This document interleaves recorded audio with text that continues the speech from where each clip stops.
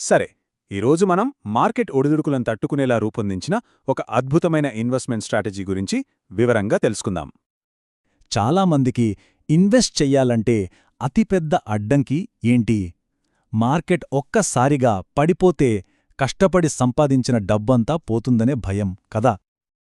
కానీ ఒకవేళ మార్కెట్ ఏకంగా 50% నష్టపోయినా కూడా మన పోర్ట్ఫోలియో నష్టాన్ని కేవలం 3%కి పరిమితం చేసే ఒక పద్ధతి ఉందని చెప్తే ఎలా ఉంటుంది? అయితే ఈ స్ట్రాటజీ ఏమీ ఆకాశం నుంచి ఊడిపడలేదు. దీన్ని రూపొందించిన కుశల్ లోధా అనే వ్యక్తి ఎదుర్కొన్న ఒక పెద్ద నష్టం నుంచే ఇది పుట్టింది. తన కెరీర్ మొదట్లో ఆయన చాలా రీసెర్చ్ చేసి ఎడ్యుక్యాంప్ అనే ఒకే ఒక్క స్టాక్లో పెట్టుబడి పెట్టారు. కానీ ఏం జరిగిందో తెలుసా? ఏకంగా 98% నష్టపోయారు. అంటే దాదాపు పెట్టిన డబ్బంతా పోయినట్టే.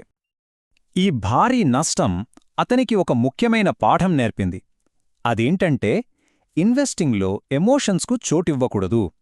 ఒకే స్టాక్ మీద ఆశలు పెట్టుకోవడం మానేసి మొత్తం మార్కెట్ ఇండెక్స్లోనే ఇన్వెస్ట్ చెయ్యాలన్న ఆలోచన అక్కడే మొదలైంది. సరే, మరి ఈ ఆలోచనను ఆచరణలో ఎలా పెట్టాలి? ఆ 3 దశల రక్షణ వ్యూహం ఏంటో ఇప్పుడు వివరంగా చూద్దాం. దీన్ని అర్థం చేసుకోవడానికి ఒక సింపుల్ ఉదాహరణ చూద్దాం. మనందరికీ తెలిసిన కార్ ఇన్సూరెన్స్ లాంటిదే ఇది కూడా. ఈ మొత్తం వ్యూహంలో ఉన్నది కేవలం 3 సింపుల్ స్టెప్స్ మాత్రమే.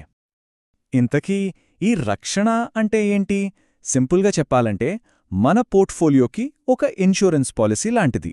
దీన్నే ఫైనాన్షియల్ పరిభాషలో పుట్ ఆప్షన్ అంటారు. అంటే ఇక్కడ లాజిక్ ఏంటంటే ప్రతి సంవత్సరం దాదాపు ఒక 5% ప్రీమియంలాగా చెల్లిస్తాం. దానివల్ల మనకొచ్చే గరిష్ట నష్టం కూడా ఆ 5%కే పరిమితమవుతుంది. కాని లాభాలకు మాత్రం ఎలాంటి పరిమితుండదు. Sky is the limit. అయితే ఈ స్ట్రాటజీలో ఉన్న అసలు మ్యాజిక్ కేవలం నష్టాన్ని ఆపడమే కాదు, మార్కెట్ పతనాన్ని కూడా ఒక పెద్ద అవకాశంగా మార్చడం. ఇది మార్కెట్ క్రాష్ అయినప్పుడు ఎలా పనిచేస్తుందో చూద్దాం. మార్కెట్ మంచి హైలో ఉంది అనుకుందాం. అప్పుడు అది ఒక్కసారిగా క్రాష్ అవుతుంది. కాని మన దగ్గర ఇన్సూరెన్స్ ఉంది కదా, దాని నుంచి మనకు డబ్బు వస్తుంది. ఆ డబ్బుతో మార్కెట్ అట్టడుగున ఉన్నప్పుడు తక్కువ ధరలకే మళ్ళీ ఇన్వెస్ట్ చేస్తాం. ఆ తర్వాత మార్కెట్ కోలుకున్నప్పుడు మన పోర్ట్ఫోలియో మునుపటి కంటే వేగంగా కొత్త శిఖరాలను చేరుకుంటుంది. ఇక్కడ మనం గమనించాల్సిన ముఖ్యమైన విషయమేంటంటే అందరూ భయంతో అమ్ముతున్నప్పుడు ఆ ఇన్సూరెన్స్ డబ్బుతో మనం ధైర్యంగా తక్కువ ధరలు కొనగలుగుతాం. దానివల్ల ఏమవుతుందంటే మార్కెట్ మళ్ళీ పుంజుకున్నప్పుడు మన పోర్ట్ఫోలియో ఊహించిన దానికంటే ఎక్కువ లాభాలను అందిస్తుంది. ఇంకా వేగంగా కొత్త గరిష్ట స్థాయికి చేరుకుంటుంది. ఇది కేవలం థీరే కాదు. ఉదాహరణకు జపాన్ మార్కెట్ గత 30 ఏళ్లుగా ఎక్కడ వేసిన గొంగలి అక్కడే అన్నట్టుగా ఉంది. కాని ఇదే స్ట్రాటజీని అక్కడ వాడి ఉంటే ఆ మార్కెట్ అస్థిరతను ఉపయోగించుకుని 0% రాబడిని ఏకంగా 600% లాభంగా మార్చగలిగేది. ఇదంతా విన్న తర్వాత మనందరికీ ఒక ప్రశ్నొస్తుంది.